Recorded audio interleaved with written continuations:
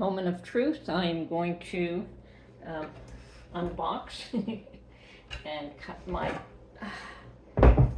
lavender soap. So the first thing, oh boy, can you smell that coming out of there. First thing I'll do is remove that out of the way. And then we have to release this from our mold.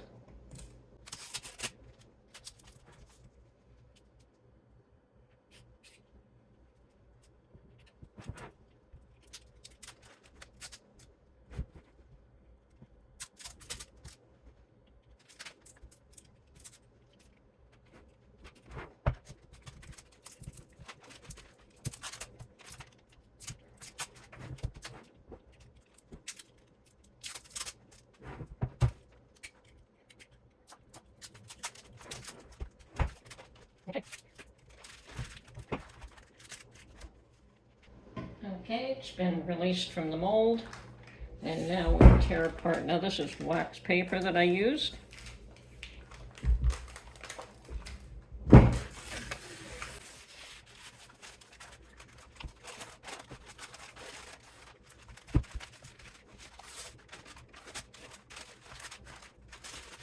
Okay, and the paper now can go in the garbage.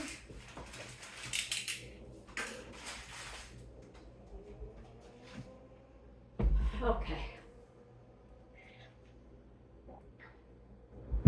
Now we've got a semi-firm block of soap. That's what we have here. And it is not fully cured. It is just hardened enough that we want to slice it. Now, the best way to slice soap is using a wire.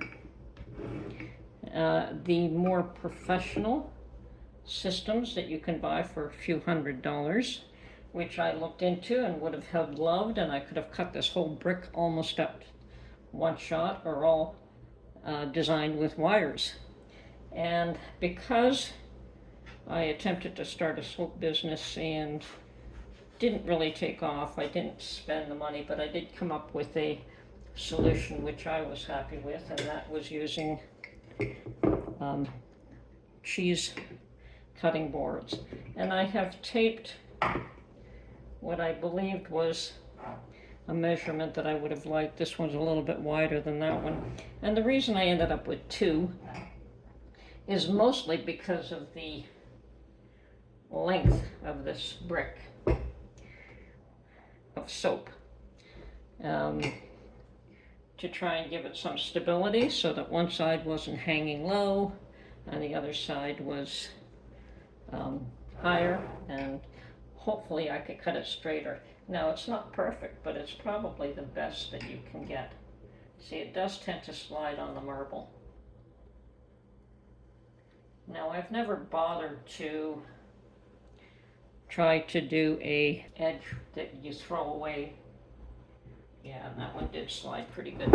So, as I was saying, I never did try to clean the edge off, because these are not for resale.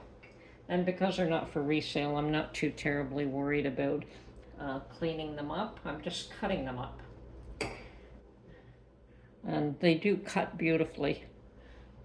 So. And this is a good size. And if you want to determine a specific weight, you decide whatever size you want to cut.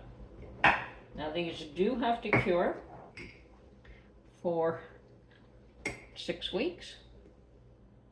So I'm just going to cut them, lay them on the tray, and as I said, the slices are not perfect. You know, they're not perfectly straight, but they are good enough. Now, if you had the slicer that does all of them at once, you're going to get a more uniform cut, and probably all of them exactly the same width. And here I have to watch for the soap itself sliding on the marble. And yes, it doesn't have pretty colors, but as I said, some people don't really like the colors. But beautiful, beautiful soap. And once again, I stated that if the individual does not like the little lavender bits on the top, they're easily scraped off. So that's it. That's all there is to cutting it. I do recommend using something like this wire cheese cutter. It does a beautiful job of slicing them. And if it gets a little bit gummy, you just clean it off. But yeah, it slices it perfectly straight.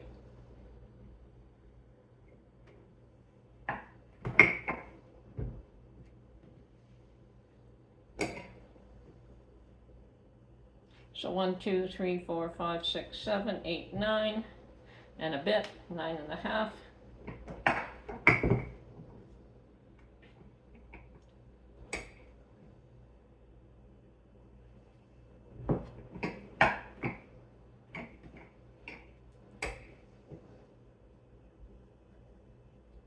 Now, if you were going to do this professionally and make soap, I think it is worth getting the unit that you can slice them all at once. But in my case, I don't make soap all that often anymore, and this works just fine for me.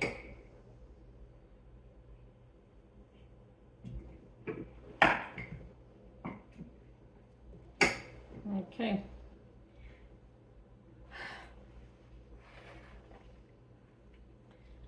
So, let's do this. And we want to allow these to have some air in between them so that they can age, I guess, and get firmer. Cure is the word.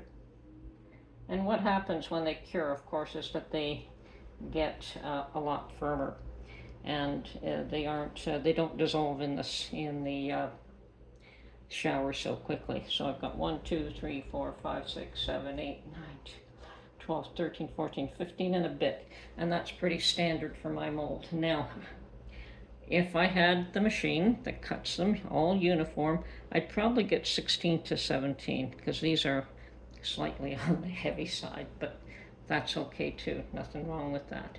So now this just gets put aside. I do not wrap them. It just gets put aside to cure for 4 to 6 weeks.